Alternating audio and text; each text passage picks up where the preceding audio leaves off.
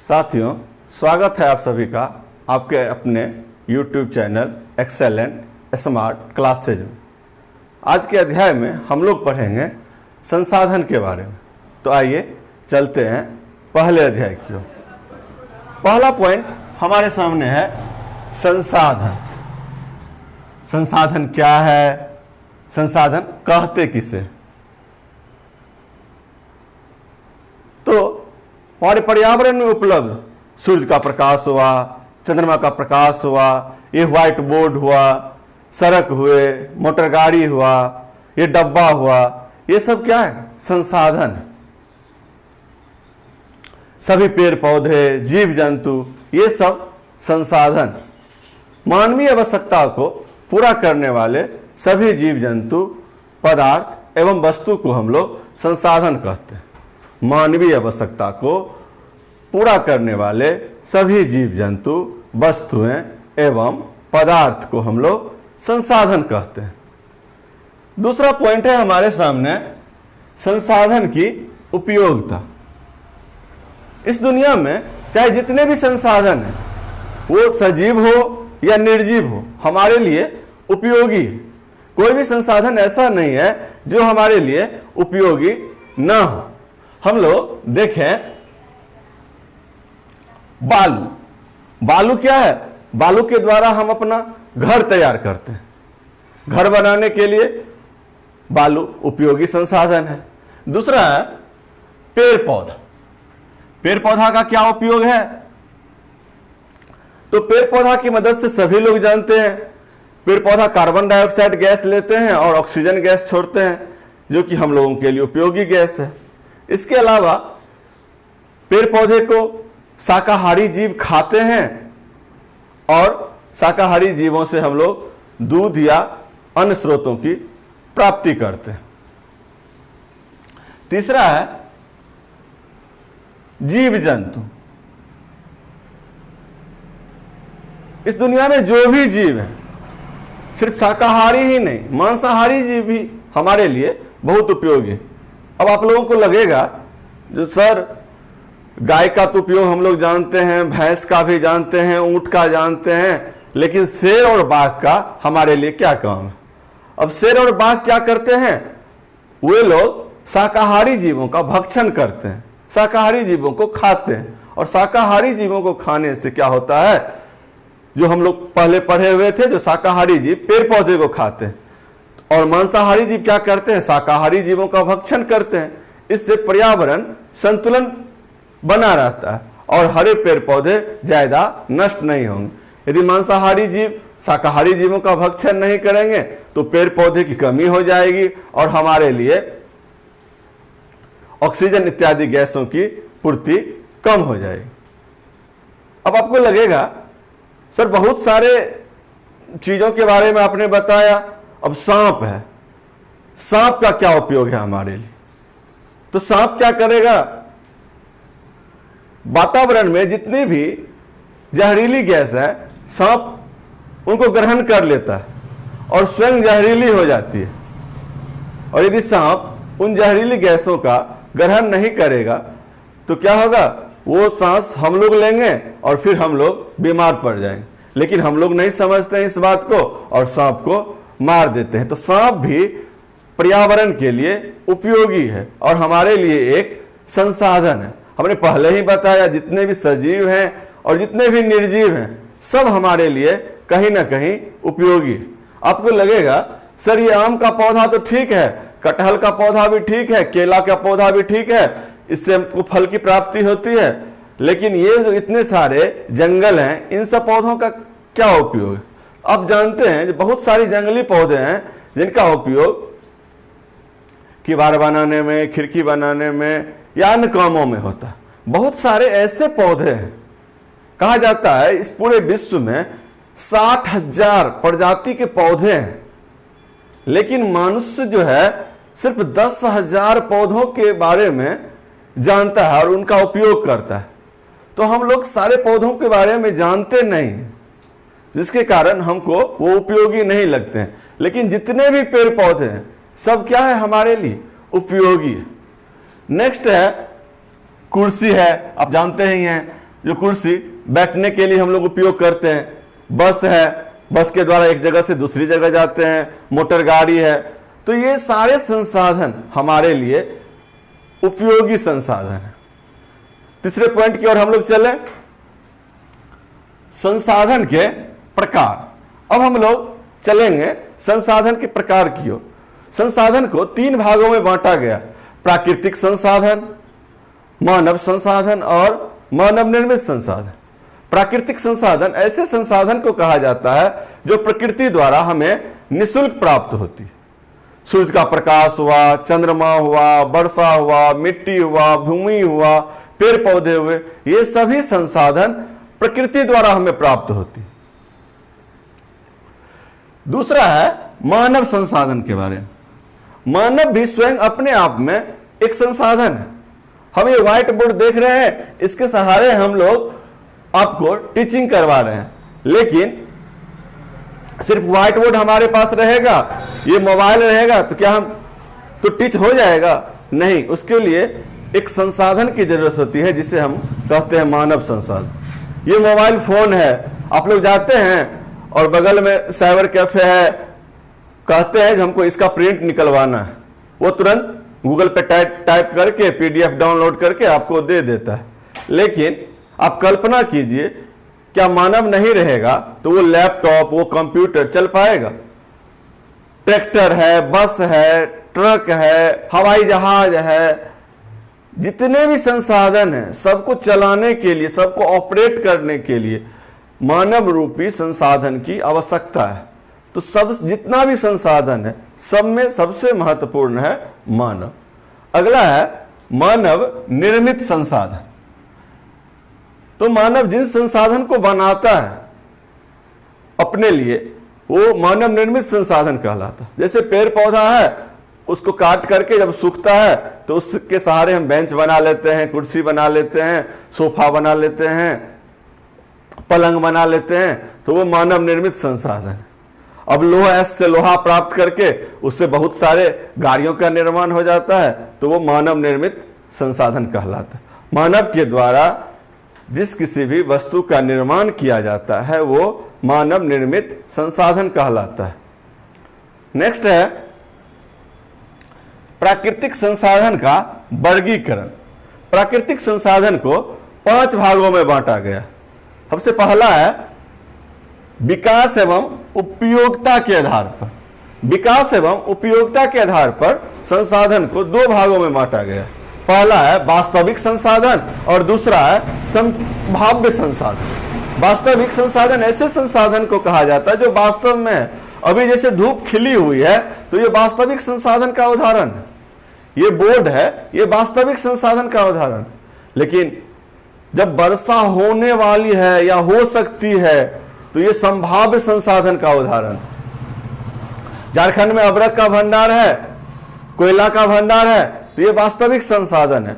और केरल में थोरियम पाए जाने की संभावना है, मिल सकता है, खुदाई का काम हो रहा है, तो ये संभाव्य संसाधन है। तो वास्तविक संसाधन ऐसे संसाधनों को कहते हैं जो वास्तव में हमारे पास है, और संभाव्य संसाधन ऐसे संसाधन को कहते हैं जो कि हमें भविष्य में प्राप्त होने वाला है। नेक्स्ट है उत्पत्ति के आधार पर। उत्पत्ति के आधार पर संसाधन को 2 भागों में बांटा गया। पहला है जैव संसाधन और दूसरा है अजैव संसाधन। जैव संसाधन ऐसे संसाधन को कहते हैं जो जीवित हो, जैसे जीव जंतु। जैव संसाधन के उदाहरण है पेड़ पौधा, जैव संसाधन के उदाहरण। जो भी संसाधन जीवित हैं वे सभी जैव संसाधन के उदाहरण। स्वयं मनुष्य भी जैव संसाधन का उदाहरण। नेक्स्ट है अजैव संसाधन। अजैव संसाधन ऐसे संसाधन को कहते हैं जो निर्जीव, जो मरे हुए, बेंच हुआ, कुर्सी हुआ, कलम हुआ, कॉपी हुआ, ये सब हमारे लिए उपयोगी तो हैं, लेकिन ये सभी संसाधन निर्जीव हैं, जिसे हम अजैव संसाधन के नाम से जानते हैं। जिन दोस्तों को स्क्रीनशॉट लेना हो तो वो ले सकते हैं। तीसरा है उपलब्धता के आधार पर। उपलब्धता के आधार पर संसाधन को दो भागों में बांटा गया। पहला है नवीकरणीय संसाधन और दूसरा है अनवीकरणीय संसाधन। नवीकरणीय संसाधन ऐसे संसाधन को कहा जाता है जिनकी पूर्ति लगातार होती रहती है। जैसे सूरज का प्रकाश, ये जल्द से जल्द समाप्त होने वाला नहीं है, इसकी पूर्ति वर्षों तक होती रहेगी। हवा है, ये भी तुरंत समाप्त नहीं होगा, वर्षों तक इसकी पूर्ति होती रहेगी। और नवीकरणीय संसाधन ऐसे संसाधन को कहते हैं जो समाप्त हो जाएगा। जैसे कोयला कहीं मिला है, कोयला का भंडार है, लेकिन कोयला का हम निरंतर उपयोग करते रहेंगे, ध्यान नहीं देंगे तो कोयला क्या हो जाएगी, समाप्त हो जाएगी। पानी है, पानी को हम लोग संरक्षण नहीं करेंगे तो एक ना एक दिन सुनेंगे जो पानी हमारे लिए समाप्त हो गया। तो अनवीकरणीय संसाधन ऐसे संसाधन को कहते हैं जिसकी पूर्ति लगातार नहीं होती। अगला है वितरण के आधार पर। वितरण के आधार पर संसाधन को दो भागों में बांटा जाता है। पहला है सर्वत्र उपलब्ध संसाधन और दूसरा है स्थानिक संसाधन। सर्वत्र उपलब्ध संसाधन ऐसे संसाधन को कहते हैं जो सभी जगह उपलब्ध है। ये मिट्टी सब जगह उपलब्ध है, दुनिया के हर देशों में उपलब्ध है। पेड़ पौधे सब जगह उपलब्ध है। ऐसे संसाधन जो सभी जगह उपलब्ध हो, सर्वत्र उपलब्ध संसाधन कहा जाता है। और स्थानिक संसाधन ऐसे संसाधन को कहा जाता है जो किसी स्थान विशेष में उपलब्ध हो। अब अरब देशों में तेल का भंडार है तो वो स्थानिक संसाधन में, झारखंड में लौह अयस्क का भंडार है, राजस्थान में तांबा का भंडार है, लेकिन वे सभी संसाधन स्थानिक संसाधन हुए जो किसी स्थान विशेष में पाया जाता है। अगला है स्वामित्व के आधार पर। स्वामित्व के आधार पर संसाधन को तीन भागों में बांटा गया है। पहला है निजी संसाधन, दूसरा है राष्ट्रीय संसाधन और तीसरा है अंतर्राष्ट्रीय संसाधन। एक एक को हम लोग समझे। निजी संसाधन, निजी संसाधन ऐसे संसाधन को कहते हैं जो हमारा खुद का है, अपना। जैसे कोई व्यक्ति के पास अपना तालाब है तो वो उसका निजी संसाधन है। ये मकान मेरा है तो वो मेरा निजी संसाधन हो। और राष्ट्रीय संसाधन ऐसे संसाधन को कहा जाता है जो समुद्र से 19.2 किलोमीटर से लेकर के 200 किलोमीटर की दूरी पर, समुद्र तट से 19.2 किलोमीटर से लेकर के 200 किलोमीटर की दूरी तक हो, वैसे संसाधन को राष्ट्रीय संसाधन कहा जाता है। और अंतर्राष्ट्रीय संसाधन ऐसे संसाधन को कहते हैं जो समुद्र तट से 200 किलोमीटर की बाद की दूरी पर हो। समुद्र तट से 200 किलोमीटर की बाद की दूरी पर हो, ऐसे संसाधन को हम लोग अंतर्राष्ट्रीय संसाधन कहते हैं। परीक्षा में बार बार पूछता है राष्ट्रीय संसाधन किसे कहते हैं, तो 19.2 किलोमीटर से लेकर के 200 किलोमीटर की दूरी तक।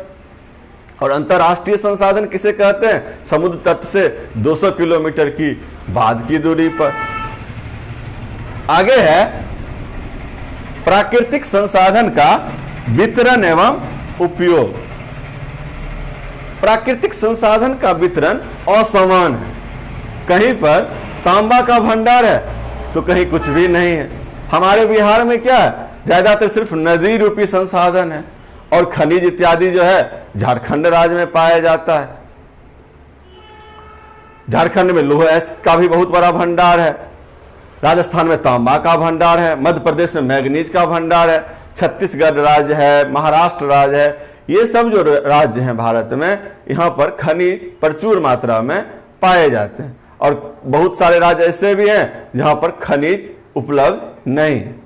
तो खनिज का वितरण असमान है, कहीं पर बहुत ज्यादा है और कहीं पर बहुत कम है।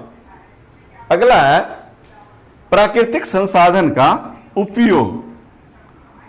प्राकृतिक संसाधन सिर्फ रहने से नहीं होता है, या कोई भी संसाधन सिर्फ रहने से नहीं होता है, उसका उपयोग भी हमें आना चाहिए।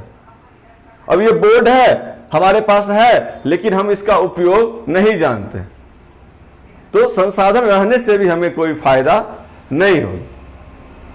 अब भारत में जैसे झारखंड राज्य है, वहां पर लौह अयस्क का बहुत बड़ा भंडार है, लेकिन हमारे पास कुशल कारीगरों की कमी है, जिससे क्या होता है, भारत सरकार जापान को लौह अयस्क भेजती है और जापान के कारीगर वहां से सामान बना करके भारत सरकार को बेच देती। तो इस प्रकार से लौह अयस्क का भंडार तो है हमारे पास, लेकिन तब भी सामान हमको जापान से खरीदना पड़ता। तो संसाधन सिर्फ रहने से ही नहीं होगा, इसके लिए कुशल कारीगर भी होना चाहिए। अगला है प्राकृतिक संसाधन संरक्षण की आवश्यकता। संसाधन कोई भी हो, चाहे प्राकृतिक हो, चाहे मानव निर्मित हो, चाहे कोई भी संसाधन हो, सब संसाधन की संरक्षण की आवश्यकता है। ये बोर्ड है, इस पे एक मुक्का मार देंगे तो क्या हो जाएगा, ये टूट जाएगा। ये बगल में डब्बा है, इसको भी हम सही से रख रखाव नहीं करेंगे तो टूट जाएगा। ये मार्कर है, इसको भी हम सही से नहीं रखेंगे, कहीं फेंक देंगे काम होने के बाद, ये भी एक ना एक दिन समाप्त हो जाएगा। और प्राकृतिक संसाधन के मामले में तो कहना ही क्या, मिट्टी के बारे में आप लोग जानते ही हैं, जब वर्षा होती है तो बहुत सारी मिट्टियां बह जाती है, तो मिट्टी का संरक्षण होना चाहिए। पेड़ पौधे लगा करके हम इसका संरक्षण कर सकते हैं। मिट्टी में जैविक उर्वरकों का प्रयोग करके मिट्टी को ज्यादा उपजाऊ बना सकते हैं। इसी प्रकार कोई भी संसाधन, पेड़ पौधे हैं, उसका यदि हम समुचित ढंग से संरक्षण नहीं करेंगे, लगातार काटते रहेंगे, तो एक दिन पेड़ पौधे समाप्त हो जाएंगे। तो आज के क्लास में आप लोगों ने संसाधन के बारे में जाना, संसाधन की उपयोगिता के बारे में जाना, संसाधन के प्रकार के बारे में जाना, प्राकृतिक संसाधन का वर्गीकरण कैसे किया जाता है, विकास एवं उपयोग के आधार पर, उत्पत्ति के आधार पर, उपलब्धता के आधार पर, वितरण के आधार पर और स्वामित्व के आधार पर संसाधन कितने प्रकार के हैं, उसके बारे में हम लोगों ने समझा। और प्राकृतिक संसाधन का वितरण एवं उपयोग किस प्रकार से करना चाहिए या किया हुआ है। और नेक्स्ट है प्राकृतिक संसाधन संरक्षण क्यों जरूरी है। धन्यवाद। आप लोगों को यदि वीडियो पसंद आया हो तो इसे लाइक और शेयर जरूर कीजिए।